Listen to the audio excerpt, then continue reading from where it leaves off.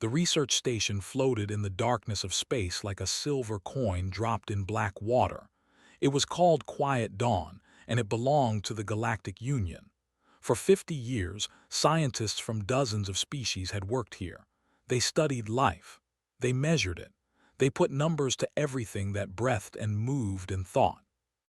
Doctor stood at the window of his office and watched a supply ship approach. His skin was pale blue, smooth like wet stone. His eyes were large and dark, built for the dim waters of his home world. And he had spent 30 years measuring the limits of living things. Today, he would measure a human. They had heard stories about humans. Everyone in the galaxy had heard stories. Earth had joined the Galactic Union only 8 years ago, and in that short time, humans had become the subject of much talk. They were strange. They were loud. They ate things that would kill other species. They kept dangerous animals in their homes and called them pets. But stories were not data. Doctor needed data. His assistant entered the room. She was young for a barely 60 years old. Her skin was a lighter shade of blue, and she moved with the nervous energy of someone who had not yet learned to be calm. "The human has arrived," she said. "They are bringing her to the welcome room now." Doctor turned from the window. "Her file says she is a soldier." "Was a soldier," corrected. "She works for the Earth Embassy now, security officer." "And they say she is average." Checked her tablet. "Yes, her physical tests from Earth show she is in the middle range for human fitness. Not an athlete, not specially trained, just normal." This was exactly what Doctor wanted. He did not need exceptional. He needed typical. The Universal Species Capability Index required baseline measurements. If he tested their strongest, the data would be useless. They walked together through the curved hallways of the station. The walls were white and smooth. The air was cool and clean. Everything was designed to be neutral, to not favor any species. The welcome room was small and simple. A table, some chairs, a window showing the stars outside, and sitting in one of the chairs looking out at those stars was the human. Park turned when they entered. She was smaller than Doctor had expected. Humans were supposed to be tall, but this one barely reached his shoulder. Her hair was black and cut short. Her eyes were dark and calm. She wore a simple gray uniform with the Earth Embassy symbol on the shoulder. She stood and bowed slightly. "Hello, I am Park. Thank you for having me." Her voice was soft but clear. Doctor noticed that her posture was very straight, very still. Military training, he thought. "I am Doctor," he said. "This is my assistant. We will be conducting your evaluation." "Evaluation," smiled a little. "That sounds serious." "It is simply standard procedure," said quickly. "All new species must be measured for the Universal Index. It helps us understand each other better." Nodded. "I read the information they sent me. You want to see how long I can stay awake, how far I can walk, how much heat I can handle. Things like that." "Correct," Doctor said. "The tests are not dangerous. They are designed to find your natural limits, not to harm you." "I understand." Doctor gestured to the table where a stack of documents waited. "Before we begin, you must read and sign the consent forms. They explain everything in detail." Sat down and began to read. Doctor watched her eyes move across the pages. He watched her face for signs of worry or fear. He saw none. The forms described the tests clearly. Sleeplessness observation for up to 40 hours. Continuous physical activity until exhaustion. Temperature exposure up to 35 degrees. Reduced food for certain periods. Isolation and sensory tests. These conditions had made other species nervous. The delegate had questioned whether such tests were ethical. The representative had requested special protective measures. Turned the pages calmly. At one point she made a small sound. Doctor leaned forward. "Is there a problem?" he asked. Looked up. "No, sorry, I just—" She paused, and something like amusement crossed her face. 35 degrees is the extreme temperature test. Yes, it is 10 degrees above the galactic standard for comfort. I see, returned to reading. Doctor saw her shoulders shake slightly. He did not understand why. When she finished, signed each page with quick, neat strokes. She pushed the stack back across the table. All done, she said. When do we start? Tomorrow morning, answered. Today we will show you to your quarters. You should rest. Rest, stood and stretched her arms above her head. Something in her back made a popping sound, flinched at the noise. Actually, I feel pretty good. Is there a gym here or somewhere I can go for a run? Doctor blinked his large eyes slowly. You wish to exercise before the endurance tests. Just to stay loose. I was sitting on that transport ship for 6 hours. My legs are stiff. Looked at Doctor. He looked back at her. Neither of them knew what to say. There is a recreation area on level 4, finally offered. But perhaps you should save your energy. Shrugged. If you think so. Is there food then? I am a little hungry. The cafeteria is on level 3, but hesitated. The menu is designed for multiple species. Human food options may be limited. That is fine. I can eat almost anything. This was said so simply, so casually, that Doctor almost missed it. He made a note in his mind. Humans could eat almost anything. He would need to research what that meant. They walked to the cafeteria. It was a large room with many tables, mostly empty at this hour. A few researchers from other species sat in small groups, talking quietly. They all stopped talking when entered. She did not seem to notice. She walked to the food dispensers and studied the options. Most of the choices were paste-like substances in various colors, designed to provide nutrition without flavor complications. Selected something green and something brown. She took her tray to a table by the window and sat down. Doctor and sat across from her. You do not have to stay with me, said. I am sure you are busy. We have some questions, Doctor said, for the baseline data, if you do not mind. Of course. Doctor activated his recording device. What is your resting heart rate? I do not know exactly, maybe 60 beats per minute, 65. Checked her scanner. She looked at Doctor with wide eyes. 58, she whispered. That was very low, dangerously low for most species. Doctor kept his face neutral. How many hours do you typically sleep? He asked. 6 or 7, sometimes 5 if I am busy. And you feel rested with 5 hours. Ate a spoonful of the green paste. She made a face but swallowed it. Rested enough. I can work a full day on 5 hours, more if I have coffee. Coffee, Doctor repeated. He did not know this word. It is a drink. We make it from beans. It helps you stay awake. A medical treatment. Laughed. It was a short, warm sound. No, just a drink. Most humans have it every day. Was typing rapidly on her tablet. Doctor could see her hands shaking slightly. One more question, he said. Have you ever been in a survival situation? A time when you had to push your body very hard? Thought about this.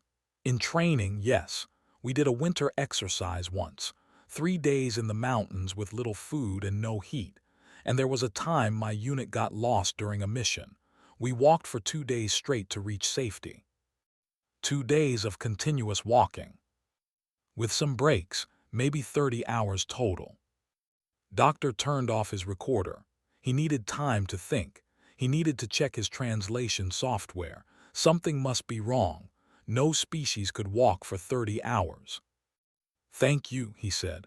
That is very helpful. We will see you tomorrow morning at 800 hours.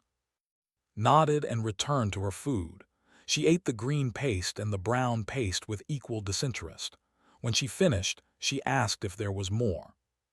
Doctor and left her in the cafeteria. They walked in silence back to the research wing. When they were alone in Doctor's office, finally spoke. Doctor, she said, I am worried. About what? Our tests. Looked at her tablet at the numbers there. They were designed based on the galactic average. the maximum endurance of known species, but if what she said is true. Doctor sat down heavily in his chair. Then our tests may not be enough. What do we do? Doctor looked out the window at the stars. Somewhere out there was Earth, a small blue planet full of creatures who walked for 30 hours and drank bean water to stay awake. We follow the protocol, he said. We measure what we can measure, and we hope we are prepared for what we find. He was not prepared, he knew that already, but he was a scientist, he would learn. Tomorrow the tests would begin. The testing chamber was white and clean. Monitors covered one wall, showing numbers and graphs that moved like living things. Doctor stood before these screens with his arms crossed, watching data flow across them like water. Sat in the center of the room on a simple chair. Small sensors were attached to her head, her chest, her wrists. Wires connected her to machines that measured everything: her heartbeat, her brain activity, the oxygen in her blood, the electricity in her muscles. The first test is wakefulness, Doctor explained. We will observe how long you can stay awake while remaining mentally sharp. You may move around the room, talk to us, do simple activities, but you cannot sleep. Understood, said. The current galactic record is held by the species, 36 hours before cognitive collapse. Cognitive collapse. When the brain stops working properly, confusion, hallucination, loss of motor control. Doctor checked his tablet. We expect humans to fall somewhere in the average range, perhaps 20 to 25 hours. Nodded, she did not look worried. We will stop the test if you show signs of serious distress, added. She was standing near the door, her tablet ready. Your safety is our priority. Thank you, said, but I think I will be fine. Doctor started the timer. The number 00000 appeared on the main screen, then began to climb. The test had begun. The first few hours were uneventful. Sat quietly, sometimes looking out the small window at the stars. She answered questions about her life on Earth. She talked about her family, her time in the military, her work at the embassy. Her voice was calm and steady. At hour 3, she asked for something to read. Brought her a tablet with simple puzzles and articles. Worked through them slowly, her accuracy at 98%. At hour 5, she stood up and stretched. Can I walk around? She asked. Yes, Doctor said. Movement is permitted. Walked in circles around the small room. Then she dropped to the floor and began doing push-ups. Made a startled sound. Is that normal? She asked Doctor quietly. I do not know, he admitted. We have no baseline for human behavior during endurance tests. Did 50 push-ups. Then she did something called sit-ups. Then she did more push-ups. Her heart rate increased during the exercise, then dropped back down within minutes. Her brain activity remained stable. At hour 8, she asked for food. They brought her a meal of nutrient paste. She ate it without complaint. At hour 10, approached her with a worried expression. The young researcher had been watching the numbers carefully. By now, most species would be showing early signs of fatigue, slower reactions, decreased accuracy, irritability. Showed none of these things. How are you feeling? Asked. Looked up from her tablet. She had been reading an article about interstellar trade routes. I feel fine, she said. When does the test start? Did not understand. The test has started. It began 10 hours ago. Blinked, she looked at the timer on the wall, 10:14:33. Oh, she said. I thought this was preparation, a warm-up period. Turned to Doctor. Her face was pale blue, paler than usual. Doctor. Doctor was staring at his screens. The numbers made no sense to him. His brain waves showed no signs of fatigue, none at all. She was as alert now as she had been at the start. Continue observation, he said. His voice was very quiet. The hours passed. At hour 15, did more exercises. At hour 20, she took a shower in the small bathroom connected to the chamber. At hour 25, she asked if they had any games she could play. Doctor brought her a simple strategy game used to test cognitive function. She learned the rules in minutes and began winning against the computer opponent. At hour 30, pulled Doctor aside. "This is impossible," she whispered. "The galactic record is 36 hours, and the who set that record was a trained specialist. This human is supposed to be average." "Perhaps the records are wrong," Doctor said, but he did not believe that. "Or perhaps humans are not what we thought." They watched play her game. She was humming softly to herself. A human song, perhaps. She seemed relaxed, happy even. At hour 36, they reached the record. Doctor made an announcement. "You have now matched the longest wakefulness period ever recorded for any species." Looked up, "Really, that is nice." She returned to her game. At hour 40, the original test period ended. According to the protocol, Doctor should have stopped here, but he could not. The scientist in him demanded answers. "We would like to continue observation," he told, "if you are willing." "Sure," she said. "I'm a little tired, but not too bad." A little tired. At 40 hours without sleep, she was a little tired. "Is there coffee?" she asked. "I could really use some coffee." Doctor had researched this word after their first meeting. He had found information about it in the Earth Cultural Database. Coffee was a drink made from roasted plant seeds. It contained a chemical called caffeine, which affected the human nervous system. "We do not have coffee," he said, "but we have the chemical profile. We could synthesize something similar." His eyes lit up. "That would be wonderful." Created the substance in the station's chemistry lab. It was a dark brown liquid with a strong smell. When she brought it to, the human held the cup with both hands and breathed in deeply. "Not quite right," said, "but close enough." She drank it quickly. The effect was immediate. Within 30 minutes her alertness levels increased. Her reaction times improved. She sat up and smiled. "Much better," she said. "Thank you." Doctor watched the data on his screens with growing alarm. The caffeine had increased performance to levels higher than her starting baseline. She was more alert now than she had been at hour 0. "Humans drink this every day?" asked. "Most of us, yes. Some people drink several cups." "Several?" His voice was faint. "3 or 4, more if we are busy." Doctor sat down. He needed to sit down. His species was not built for long periods of standing, but that was not why he sat. He sat because his legs felt weak. Humans had built a civilization while consuming powerful stimulants daily. They treated a performance-enhancing chemical as a casual beverage, and this was normal for them. At hour 50, yawned. It was the first sign of tiredness she had shown. "I think I am getting sleepy," she said. "Maybe another hour or 2 and I will need to rest." "We can stop the test now," Doctor said quickly. "You have far exceeded our expectations." "Are you sure? I can keep going if you need more data." No, that is not necessary." Doctor turned off the timer.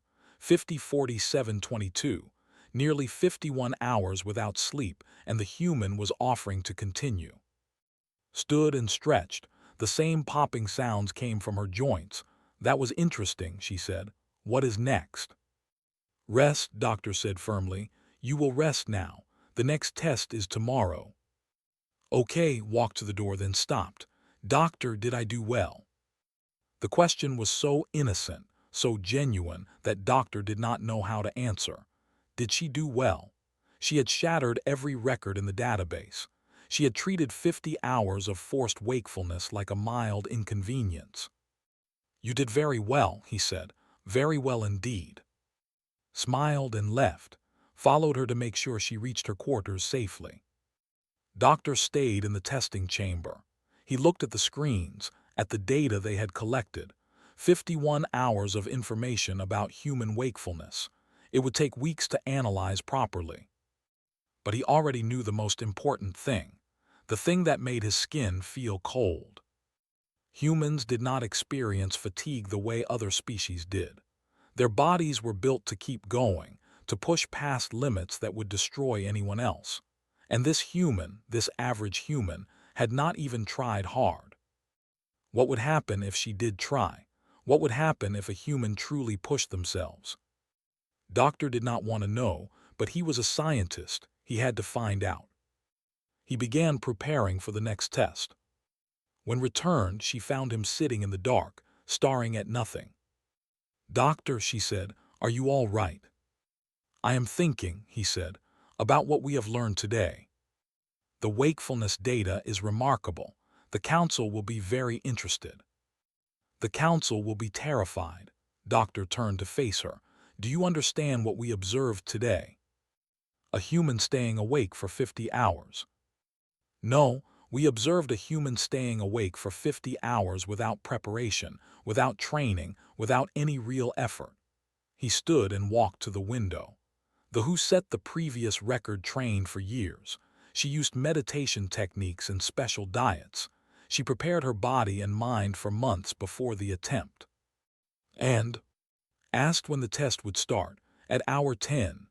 Doctor's reflection looked back at him from the dark glass. She thought 10 hours of wakefulness was nothing, a warm-up, and she was right. Was quiet for a long moment. What do? We continue the tests, we gather the data, and we hope. He paused. Hope what? We hope that humans stay friendly, because if they ever decide not to be. Doctor did not finish the sentence. He did not need to. Understood. Outside the window, the stars burned cold and distant. Somewhere among them was Earth, a small planet, a young species, a civilization that drank poison for breakfast and called 50 hours of wakefulness a warm-up. Doctor had studied hundreds of species. He thought he understood the galaxy.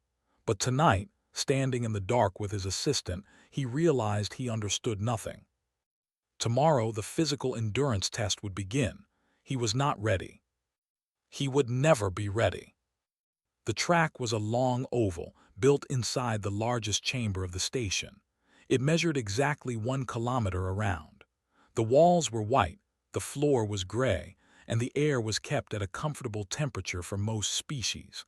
Lights along the ceiling provided steady, neutral brightness. Stood at the starting line, wearing simple exercise clothes. Small sensors were attached to her skin, just like before. Had placed them carefully on her forehead, her chest, her legs. Each one would send information back to the monitoring room. "This test measures physical endurance," Doctor explained. His voice came through speakers in the ceiling. He was watching from behind a glass window above the track. "You will walk or run continuously until you cannot continue. The pace is your choice." Understood, said. She was doing stretches, bending her body in ways that looked uncomfortable. Her joints made those popping sounds again. "The galactic average for continuous movement is 4 hours, Doctor continued. "The record is 11 hours, held by the species." Nodded, she touched her toes, then straightened up. "I am ready." "Begin when you wish." Started with a slow jog. Her feet made soft sounds against the floor. Her breathing was steady. On the monitors in the control room, her vital signs were all in the green zone. Normal, calm. Doctor settled into his chair. 11 hours was a long time to observe. He had brought work to do during the test. The first hour passed quickly. Maintained her jogging pace without change. She did not slow down. She did not speed up. She moved like a machine, each step exactly like the last. At hour 2, noticed something on the monitors. Her body temperature is rising. Doctor checked the reading. By how much? 1 degree, and continuing to climb. This was concerning. Most species regulated temperature through internal systems. If the body got too hot, organs could be damaged. Should we stop the test? Wait, was studying the data. There is something else. Look at her skin readings. Doctor looked. The sensors on skin were detecting moisture, lots of moisture. The human skin was becoming wet. Is she leaking? Doctor asked, alarmed. Is her body failing? I do not know. Let me check the Earth database. While research, Doctor watched through the window. She was still jogging. Her face was red now and her skin glistened under the lights. Her clothes had dark patches on them. She looked like she was suffering. But she did not stop. She did not even slow down. Doctor's voice was strange. I found it. The moisture is called sweat. It is a cooling system. A cooling system. Humans release water through their skin. When the water evaporates, it takes heat with it. It is how they prevent overheating. Doctor processed this information. So she is not failing, she is adapting. Yes, her body is designed to keep moving even when it gets hot. The sweat keeps her core temperature stable. Paused. Doctor, I also found something else. Something about human evolution. What? Turned her tablet so Doctor could see. On the screen was an article from the Earth Historical Database. It described something called persistence hunting. Early humans did not have claws or fangs, explained. They were not fast enough to catch prey in a sprint, so they used a different strategy. They chased animals for hours, sometimes days. They walked and jogged after their prey until the animal collapsed from exhaustion and overheating. Doctor read the article slowly. He read about humans following deer across grasslands. He read about hunters tracking wounded animals for 50 kilometers. He read about a cooling system that let them move when every other creature had to stop and rest. They are pursuit predators, he said quietly. Yes, their entire biology is built for endurance, long legs for efficient movement, sweat for cooling, slow-twitch muscle fibers for sustained activity. Looked at the track, where was completing another lap. We are testing a species that evolved to run things to death. Hour 3 passed, then hour 4, was sweating heavily now, her clothes soaked through, but her pace had not changed. Her heart rate was elevated but stable. Her breathing was deep and regular. At hour 5 she spoke, "Could I have some water?" They stopped her briefly to give her water. She drank 2 full bottles, then handed them back. "Thank you. Can I continue?" "Are you not tired?" Doctor asked through the speaker. Considered the question. "A little, but I am okay." She started jogging again. At hour 6, Doctor realized he had stopped working. He was just watching. He could not look away. At hour 8, slowed to a walk. Doctor leaned forward. Was this the end? No, she walked for 10 minutes, then started jogging again. "Active recovery," she said when asked. "It helps the muscles." At hour 10, she passed the galactic average by 6 hours. At hour 11, she matched the record. She showed no signs of stopping. Doctor called the researcher on station, a scientist named Bolo. He came to the observation room and watched the human with all 4 of his eyes. "Impossible," Bolo said. "The who set that record was trained from childhood. She was the finest athlete our species has ever produced, and this human, she is ordinary." "According to her file, yes." "Then your file is wrong." But Doctor knew the file was not wrong. He was beginning to understand that human ordinary was not like other species ordinary. At hour 12, started singing. It was a marching song, something with a strong rhythm. Her voice was tired but clear. She sang about soldiers and mountains and never giving up. At hour 14, she slowed to a walk again. This time she did not speed back up. "I think I will walk for a while," she said. "My legs are getting heavy." "Do you want to stop?" Doctor asked. "No, I can keep going. I did longer marches in training." "Longer?" 50 kilometers with a full pack, maybe 35 kilograms of equipment. This is easier. I have no pack. Bolo made a sound. Doctor did not know what it meant, but he thought it might be disbelief. Hour 15, 16, 17 walked steadily around the track. Her face was pale now under the redness. Her steps were slower, but she did not stop. At hour 18, Doctor felt something strange in his chest. It took him a moment to recognize it. Fear. He was afraid. Not afraid of. She was kind and polite and friendly. He was afraid of what she represented, a species that could do this, a species that did not know when to quit. At hour 19, stumbled. It was small, just a slight trip in her step, but it was the first mistake she had made. Stopping the test, doctor announced. That is enough. No, wait, his voice was rough. I can keep going, just a few more kilometers. The test is complete. You have far exceeded all expectations. Stopped walking. She stood in the middle of the track, breathing hard. Sweat dripped from her face onto the floor. Her legs were shaking slightly. Are you sure? She asked. I feel like I did not do my best. Came down to the track with medical equipment. She scans body, checking for damage. There was none. The human was exhausted but healthy. 20 hours, told her. You moved continuously for 20 hours. Looked surprised. 20 hours, the record was 11. Yes. Oh, sat down on the track. She seemed embarrassed. I am sorry. I was not trying to show off. That is how long I thought I should go. Bolo had come down from the observation room. He stood near the wall, watching the human with an expression doctor could not read. You are not sorry, Bolo said. You should not be sorry. You have shown us something important today. What is that? Bolo was quiet for a long moment. Then he said, You have shown us that we do not understand your species at all. They helped back to her quarters. She showered and ate a large meal. Within 2 hours, she was asking about the next test. Rest first, doctor ordered. The next test is in 2 days. You need to recover. 2 days, looked disappointed. That seems like a long time. Doctor did not know how to respond to that. She had just walked for 20 hours. Most species would need a week to recover. She was asking why she had to wait 2 days. After she fell asleep, doctor and returned to the observation room. The data from the test filled dozens of screens, 20 hours of information about human physical endurance.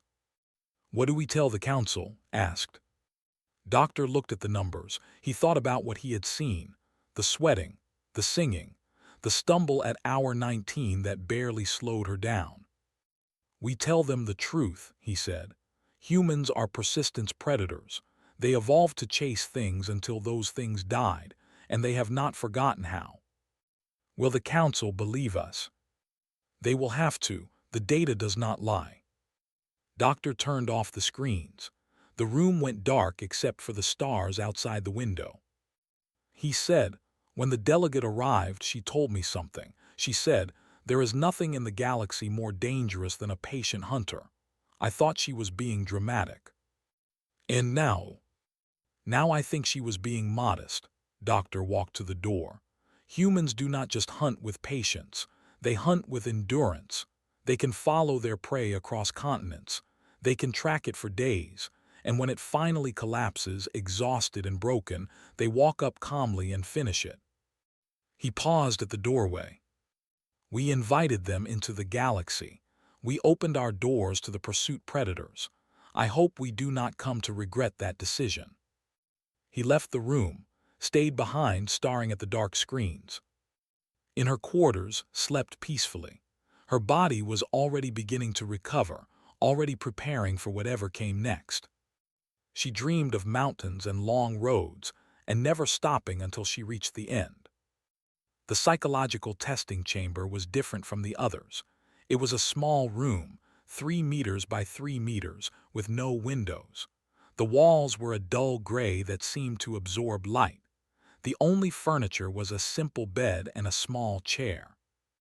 Doctor stood outside watching through a hidden camera. On a control panel beside them were buttons and switches for the test conditions. Temperature, sound, light, all of them could be changed without warning. The purpose of this test is to measure psychological endurance, Doctor explained before she entered. You will be isolated in this room. We will change the conditions periodically. Sometimes it will be hot, sometimes cold. There will be noises and lights at random intervals. Nodded, She looked at the small gray room with no expression. Most species experience psychological distress within 8 to 12 hours, Doctor continued. Anxiety, paranoia, difficulty thinking clearly. If you feel these things, you can end the test at any time by pressing the red button near the door. I understand, said. Do you have any questions? Thought for a moment. Will there be food and water? Yes, we will provide meals at regular intervals. Then I am ready. She walked into the room. The door closed behind her with a soft sound. Doctor watched on the monitor as she looked around the small space. Then she sat down on the floor, crossed her legs, and closed her eyes. What is she doing? Asked. I do not know. Let us observe. Sat very still. Her breathing slowed. Her face became calm and empty. The monitors showed her heart rate dropping, her brain waves changing to a pattern Doctor had never seen before. Is she sleeping? Asked. The test has just started. No, her brain activity is wrong for sleep. This is something else. They watched for an hour, did not move. She sat in perfect stillness, breathing slowly, her eyes closed. The monitors showed she was deeply relaxed but fully conscious. Doctor consulted the Earth database.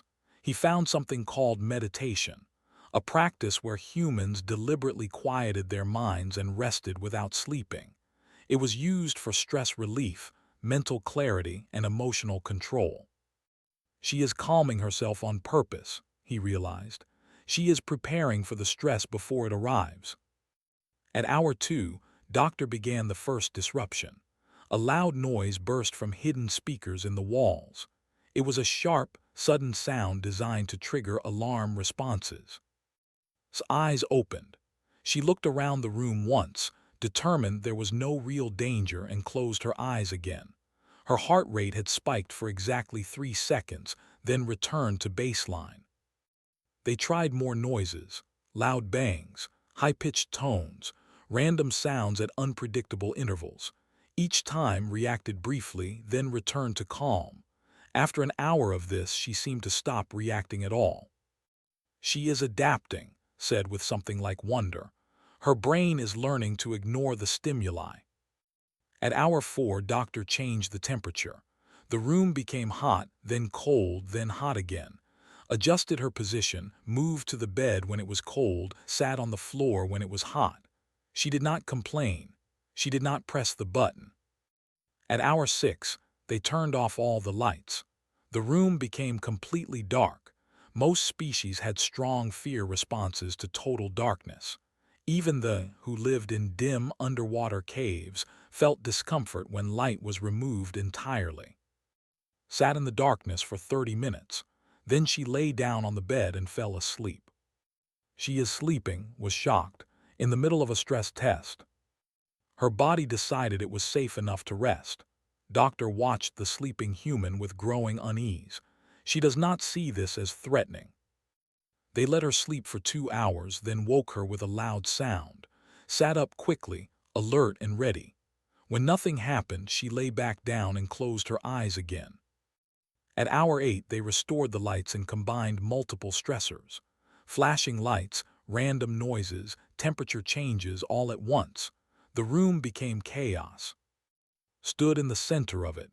She looked around at the flashing walls, the sounds coming from every direction. Then she began to exercise. Push-ups, sit-ups, stretches. She worked through a routine as if the chaos around her did not exist. Her focus was complete. Her movements were precise.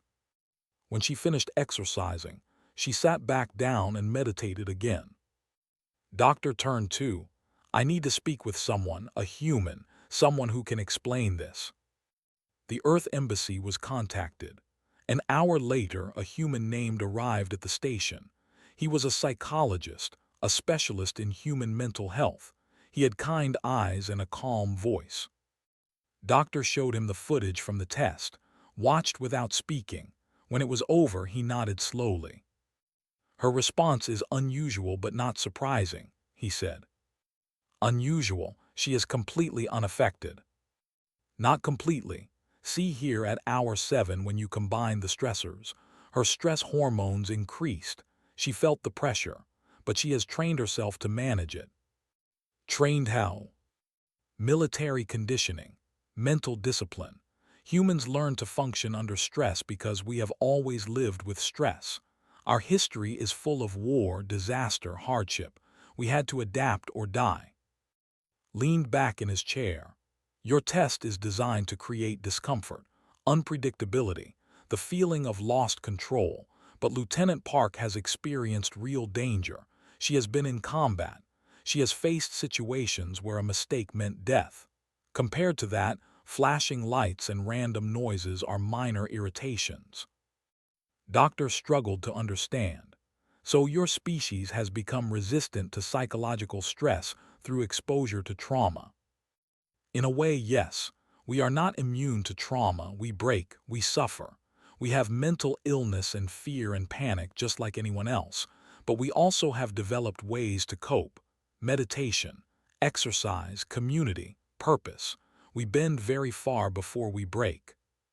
What would break her? Doctor asked. What would make a human truly break? Was quiet for a long moment. His kind eyes became sad. Hurting the people we love, he said finally, taking away our purpose, making us feel completely alone and hopeless for a long time. These things can break a human.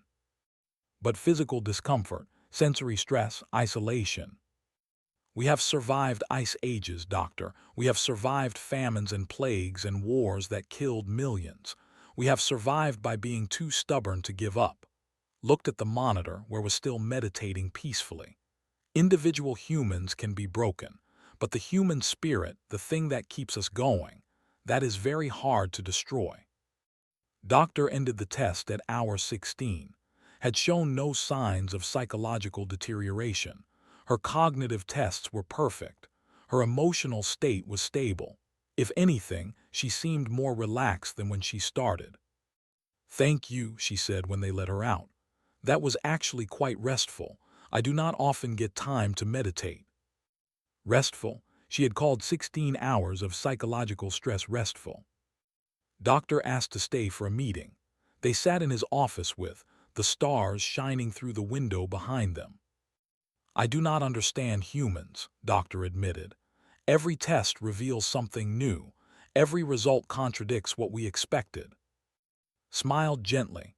"We confuse ourselves too, Doctor. Humans are contradictions. We are capable of great cruelty and great kindness. We can destroy and create. We give up easily on small things but fight to the death for large ones. Is there anything you fear?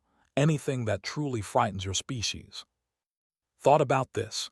We fear losing what we love. We fear being forgotten. We fear that our existence has no meaning. He paused. And we fear becoming the monsters we have seen in our own history. Every human carries the knowledge that we are capable of terrible things. We fear becoming those things. But not death, not pain. We fear them, but we have learned to face them. A human who cannot face death cannot live fully. We accept that we are mortal, and we try to make our short lives mean something. Spoke up. The tests show that Lieutenant Park recovered fully after each challenge. Her body and mind reset themselves. Is this normal? For humans, yes, we are very good at recovery. Our bodies heal. Our minds adapt. We have mechanisms for processing trauma and moving forward. Looked at his hands. It is not that we do not feel pain. We feel it deeply. But we do not let it stop us. We cannot afford to. There is too much to do. After left, Doctor sat alone in his office for a long time. He thought about what he had learned, about persistence hunting, about psychological resilience, about a species that drank stimulants and called trauma a learning experience. Humans were not stronger than other species.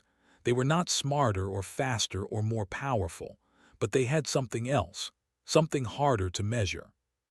They had endurance. Not just physical endurance, but mental and emotional endurance. The ability to keep going when everything said they should stop. The refusal to give up even when giving up made sense. Doctor wrote a note in his file. It said, Human psychological profile, remarkable adaptive capacity, stress resistance through cultural and biological mechanisms, primary vulnerability, emotional connections to others, primary strength, ability to endure and recover from almost anything. He stared at the words for a long time. Then he added one more line. Recommendation: do not make enemies of this species. He closed the file and turned off the lights. Through the window, the stars looked the same as always, but they felt different now, fuller, more complicated. Somewhere out there was Earth, a small planet full of stubborn creatures who refused to break. Doctor did not know what to make of them. He was not sure anyone did. In her quarters slept peacefully again. In her dreams, she was not fighting or running or surviving. She was sitting on a hill in Korea, watching the sunset, feeling the wind on her face. She was at peace. And that, Doctor thought when he reviewed her sleep data the next morning, was perhaps the most frightening thing of all. After everything she had been through, she could still find peace.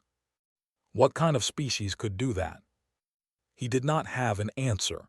He was not sure he wanted one. The Galactic Union Council chamber was the largest room in the central station. It was shaped like a half-circle, with seats rising in rows from a central floor. Representatives from 47 species sat in those seats, each in an environment suited to their biology. Some breathed water. Some required special lighting. Some floated in tanks of gas.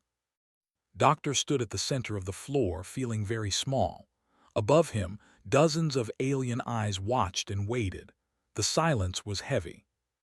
"I have come to present the results of human endurance testing," he began. His voice sounded weak in the vast space, "as required by the Universal Species Capability Index." A screen behind him lit up. The first slide showed basic information: her photo, her height and weight, her classification as an average human specimen. The subject was Lieutenant Park of the Earth Embassy Security Division. She was selected specifically because her physical abilities are in the middle range for her species. She is not an athlete or a specialist. She represents typical human capability. Myra of the delegation leaned forward. She was old, her blue skin faded to gray in places. "Continue, Doctor." The next slide showed the wakefulness test results. A graph climbed steadily from hour 0 to hour 51. The first test measured sustained wakefulness. The galactic record held by the is 36 hours. Lieutenant Park remained awake for 51 hours with minimal cognitive decline. Murmurs rippled through the chamber. The representative, a being covered in chitinous armor, made a clicking sound of disbelief. At hour 10 of the test, the subject asked when testing would begin. She did not consider 10 hours of wakefulness to be noteworthy. More murmurs, louder this time. Doctor moved to the next slide. A new graph showed the physical endurance test, 20 hours of continuous movement. The second test measured physical endurance. The galactic record is 11 hours, held by the Lieutenant Park moved continuously for 20 hours. She expressed willingness to continue, but was stopped by research staff. The delegate Bolo stood. "I witnessed this test personally. The human did not stop because she was exhausted. The researchers stopped the test because they were disturbed by what they were seeing." "That is correct," Doctor confirmed.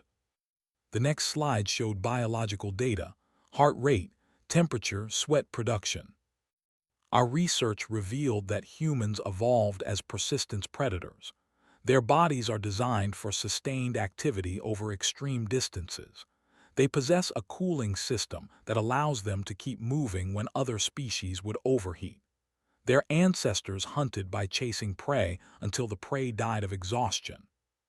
The chamber was very quiet now. "They do not need to be fast," Doctor said. "They only need to be patient. They will follow their target for hours, for days if necessary, and they will not stop until it is over." Myra raised her hand. "Doctor, are you saying that humans are designed to run creatures to death?" Yes, that is exactly what I am saying. The next slide showed the psychological testing results: brain waves, stress hormones, cognitive function over 16 hours. The third test measured psychological endurance under stress conditions. We used isolation, sensory disruption, and environmental changes. Most species show significant psychological decline within 8 to 12 hours. Doctor paused. He looked at the faces watching him. Lieutenant Park showed no decline. She meditated. She exercised. She slept when she was tired. After 16 hours of design stress, her psychological state was better than when she started. A delegate from the gas-breathing species spoke through a translator. Better? How is that possible? Humans have developed coping mechanisms over thousands of years of traumatic history: war, famine, disaster. They have learned to process stress and continue functioning. Doctor brought up a quote from, "Their psychological resilience is not just biological, it is cultural. They teach their children to endure." The next slide was a summary: 3 tests, 3 records broken, 1 average human. "Let me be clear about what these results mean," Doctor said. "Lieutenant Park is not exceptional among humans. She is normal. She is average. And she exceeded every limit we thought existed." "What would an exceptional human achieve?" the representative asked. Doctor had prepared for this question. The next slide showed information about human elite athletes: ultramarathon runners who covered 300 kilometers in a single race, soldiers who fought for days without sleep, explorers who survived for months in the harshest environments on Earth. "We do not know their limits," Doctor admitted. "Our tests were not designed to find them. We would need to create entirely new protocols." Myra stood. The chamber fell silent. When the eldest spoke, everyone listened. "Doctor, in your professional opinion, what are the implications of these findings?" Doctor had thought about this for many nights. He had discussed it with every researcher on the station. He still did not have a comfortable answer. "The implications are significant. Humans entered the galaxy 8 years ago. We assumed they were similar to other species. We measured their technology, their population, their resources. We did not properly measure their biology." He took a breath. "We now know that humans can outlast any known species in sustained activity. They can remain awake and functional for days. They can endure physical conditions that would kill others. They can adapt to psychological stress that would destroy most minds. And they do not consider any of this unusual." "Are they dangerous?" Myra asked. "All species are dangerous, but humans are dangerous in a specific way. They are not dangerous because they are strong or fast or aggressive. They are dangerous because they do not give up." He brought up the final slide. It showed a simple question: what does this mean for the Galactic Union? In any conflict, humans do not need to win quickly. They can lose every battle and still win the war. They can absorb casualties that would break other species and keep fighting. Their strategy has always been simple: outlast the enemy. The delegate spoke again. "This sounds like a threat assessment." "It is not meant to be. Lieutenant Park was kind and cooperative throughout our tests. The human species has shown no aggressive intentions toward the Union, but I would be failing in my duty if I did not present the full picture." Doctor looked around the chamber. He saw fear on many faces, concern on others. A few showed interest or admiration, but none showed the dismissal he might have expected a week ago. "My recommendation is that we integrate humans fully into galactic society as quickly as possible, that we make them partners rather than outsiders, that we give them reasons to see us as friends." "And if we do not?" Myra asked.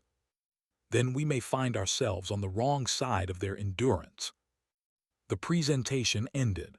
The council voted to classify the report as sensitive information. Only high-level delegates would have access. The full data would be restricted. After the meeting, a junior aide found Doctor in the hallway. The aide was young and nervous, barely out of training. "Doctor," the aide said, "may I ask you something?" "Of course." "What was the most disturbing part of your research? Not the data, the experience." Doctor thought back over the days he had spent with, the tests, the conversations, the casual way she had treated everything. "At the end of all our tests," he said, "Lieutenant Park thanked us. She said it was the most relaxation she had gotten in months. She called being awake for 50 hours and walking for 20 hours and spending 16 hours in psychological stress a vacation." The aide was quiet. "She meant it," Doctor continued. "That was not a joke or an attempt to impress us. She genuinely found our extreme endurance tests restful compared to her normal life." "What does her normal life involve?" "I do not know. I'm afraid to ask." Doctor walked back to his quarters. Through the windows, he could see the stars. The galaxy was vast and old and full of wonders. He had spent his life studying the species that lived in it. But he had never encountered anything like humans. In his quarters, he found a message from. She was returning to Earth on the next transport. She thanked him for his hospitality and said she had enjoyed her time on the station.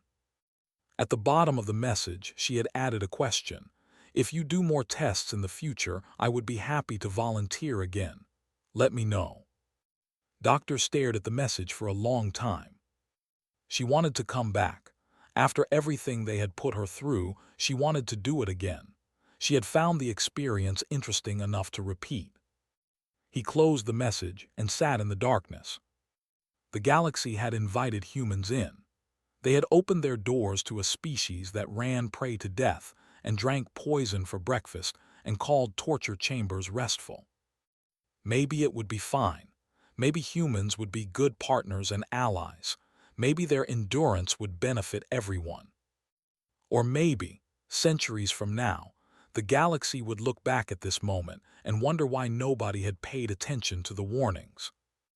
Doctor did not know which future was coming, but he knew one thing for certain. Humans were here now, and they were not going away. They would never go away. That was what endurance meant.